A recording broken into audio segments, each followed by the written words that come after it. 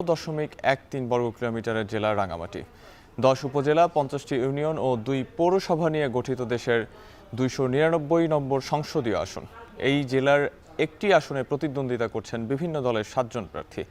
নির্বাচিত প্রতিনিধিদের কাছ থেকে সংঘাতমুক্ত পাহাড়ি জনপদ চায় এই অঞ্চলের ভোটাররা। এ নিয়ে বিস্তারিত জানাতে রাঙ্গামাটি থেকে যুক্ত হচ্ছেন জিয়াউর রহমান জুয়েল। রাঙ্গামাটিতে ভোটারদের প্রত্যাশা পূরণে কি বলছেন প্রার্থীরা, আর ভোটারদের চাহিদাই বা কেমন জানাবেন?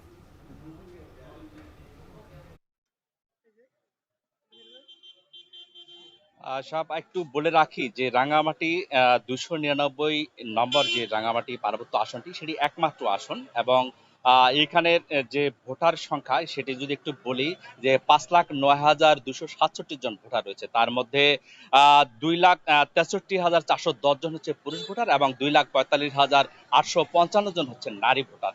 একটুখানি বলে রাখি, এই বৃহৎ এটি হচ্ছে দেশের সবচেয়ে বড় যে জেলা সেটি। আয়তন, ভৌগোলিক অবস্থা সব মিলিয়ে এখানকার একটি বিশেষত্ব হচ্ছে যেহেতু পাহাড় বেষ্টিত এই অঞ্চলটি, এবং জানেন যে কাপে হ্রদ বৃষ্টি। Amrapali fruit syrup, real magic in every drop কক্ষ রয়েছে।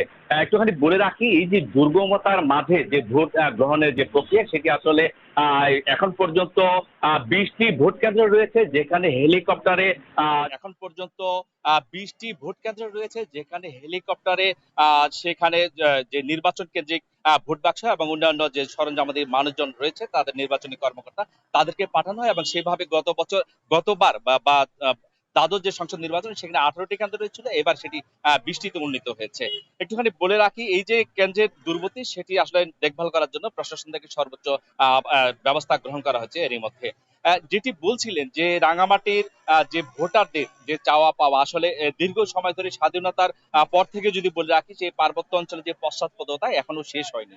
সেই পশ্চাৎপদতাকে কাটিয়ে ওঠার জন্য এখানের যে মানুষের সারা জীবনে যে আকুতি ছিল সেটি আসলে পূরণ হয়নি। একটুখানি বলে রাখি যে 725 বর্গ কিলোমিটার আয়তনের যে কাপ্তাই হ্রদ সেটিকে কেন্দ্র করেই মূলত রাঙ্গামাটির এই যে আসনটিতে 10টি উপজেলা রয়েছে তার 8টি উপজেলার যোগাযোগ ব্যবস্থা কিন্তু এটার উপর নির্ভরশীল।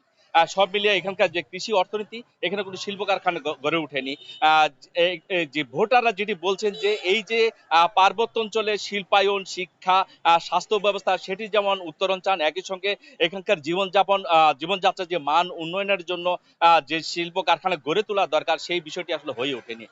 সবচেয়ে বড় যে বাধা রয়েছে এখানে যে আঞ্চলিক 4টি দল রয়েছে তাদের নিজেদের মধ্যে ভাতৃঘাতী যে সংঘাত, সেই চাঁদাবাজি, অস্ত্রবাজি, এই যে একটি ভীতিকর অবস্থা তৈরি হয়, এই পরিস্থিতিতে তারা উত্তরণ চান। এবং সব মিলিয়ে যেটা হচ্ছে সমৃদ্ধ যে পার্বত্য জনপদের রাঙ্গামাটি, দেশের 18টি পুরনো জেলার মধ্যে রাঙ্গামাটি একটি, সেই রাঙ্গামাটিকে একটি সমৃদ্ধ জেলায় পরিণত করবেন